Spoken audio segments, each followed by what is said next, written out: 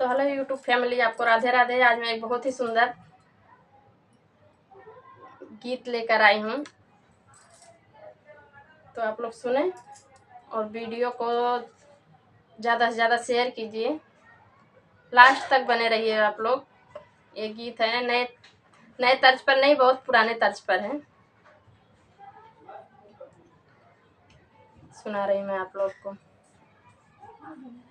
कहिया ले आई बाजीजा बोला ससुरारिया में, अखिया रोज रोज जो है ले डगरिया हो।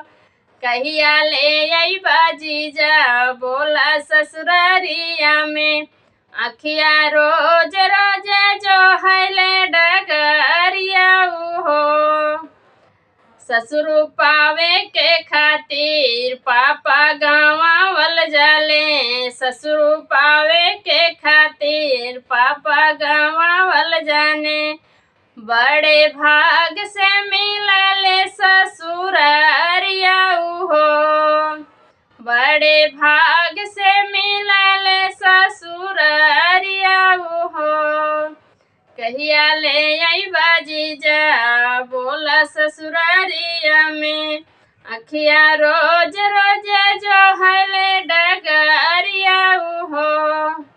कहिया ले आई बाजीजा बोला ससुरारिया में, अखिया रोज रोज जो है ले डगरिया हो।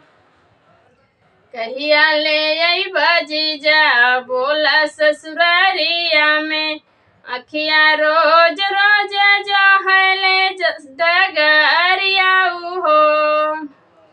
साली पावे के खातिर बहनी गाँवल जाली, साली पावे के खातिर बहनी गाँवल जाली। बड़े भाग से मिलले ससुरारिया हो, बड़े भाग से मिलले ससुरारिया हो। कहिया ले आई बाजीजा बोला ससुरारिया में, अखिया रोज रोज जो है ले डगरिया हो। कहिया ले आई बाजीजा बोला ससुरारिया में, अखिया रोज रोज जो है ले डगरिया हो।